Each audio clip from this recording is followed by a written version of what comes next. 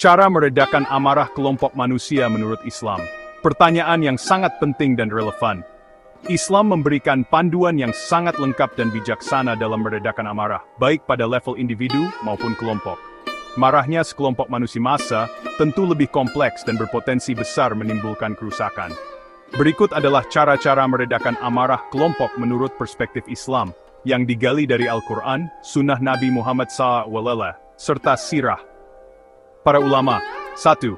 Pendekatan preventif, pencegahan sebelum amarah meledak. Menyebarkan nilai-nilai dasar Islam, takwa dan takut kepada Allah. Mengingatkan kelompok bahwa Allah Maha melihat dan Maha mengetahui segala perbuatan. Amarah yang meluap tanpa kontrol dapat menjerumuskan pada dosa dan kezaliman. Ukhuwah Islamiyah, persaudaraan, memperkuat ikatan persaudaraan sesama Muslim. Rasulullah SAW bersabda, "Janganlah kalian saling membenci, saling mendengki, dan saling membelakangi. Jadilah kalian hamba-hamba Allah yang bersaudara." Sabar, asy-syabr, menanamkan nilai kesabaran sebagai solusi utama. Allah berfirman, "Dan sungguh akan kami berikan cobaan kepadamu dengan sedikit ketakutan, kelaparan, kekurangan harta, jiwa dan buah-buahan. Dan berikanlah berita gembira kepada orang-orang yang sabar." B. Komunikasi dan transparansi. Mendengarkan keluhan. Pemimpin atau pihak yang berwenang harus membuka saluran komunikasi untuk mendengarkan keluhan dan aspirasi masyarakat sebelum berubah menjadi amarah yang tertahan. Menjelaskan dengan bijak, menyampaikan informasi yang benar dan transparan untuk mencegah kesalahpahaman yang bisa memicu kemarahan. 2. Pendekatan saat amarah sedang memanas. Hadirnya figur yang dihormati dan dipercaya, ulama atau tokoh masyarakat. Kehadiran ulama atau tokoh yang bijaksana, adil, dan didengar oleh kedua belah pihak adalah kunci. Mereka dapat menjadi mediator yang menenangkan.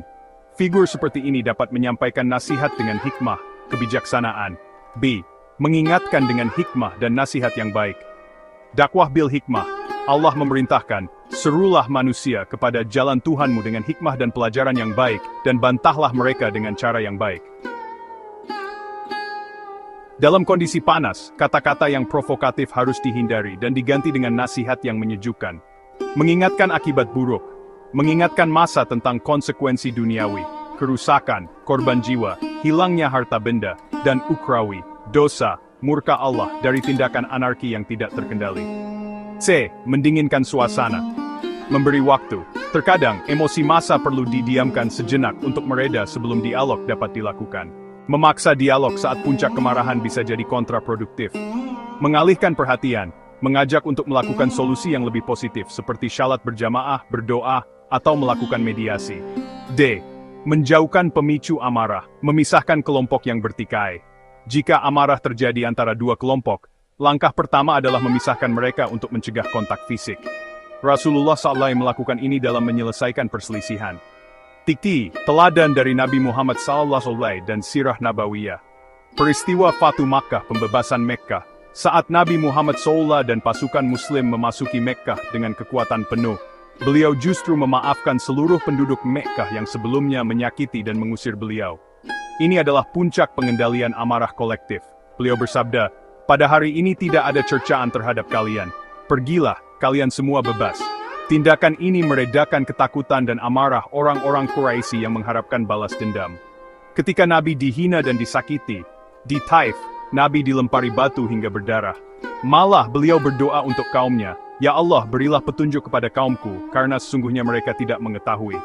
Doa ini menunjukkan tujuan utama adalah perbaikan, bukan balas dendam. 4. Langkah-langkah praktis yang bisa diterapkan Sarah. Cari akar masalah. Identifikasi penyebab utama kemarahan kelompok tersebut. Apakah ketidakadilan, kesenjangan ekonomi, atau kesalahpahaman? 2. Lakukan mediasi. Ajaklah perwakilan dari kelompok yang marah untuk duduk bersama dan berdialog dengan tenang. Dengarkan semua keluhan mereka tanpa memotong. Ditawarkan solusi yang adil. Berikan jalan keluar yang mempertimbangkan kepentingan semua pihak dan berlandaskan keadilan. Islam sangat menekankan keadilan, bahkan kepada musuh sekalipun. Al-Maidah, 4. Ajakan kepada solusi ilahiyah. Ajaklah untuk menyelesaikan masalah dengan merujuk pada Al-Quran dan Sunnah, serta menerima hasil musyawarah syura atau keputusan hakim jika diperlukan. 5. Berdoa. Memohon kepada Allah SWT untuk diberikan ketenangan dan solusi terbaik. Doa adalah senjata orang beriman.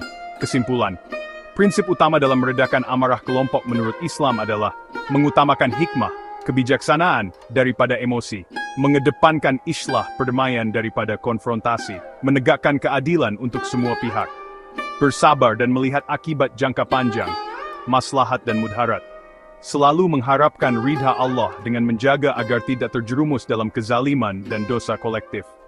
Islam mengajarkan bahwa kekuatan sejati bukanlah pada kemampuan mengumbar amarah, tetapi pada kemampuan mengendalikannya dan menyelesaikan masalah dengan cara yang damai dan bermartabat.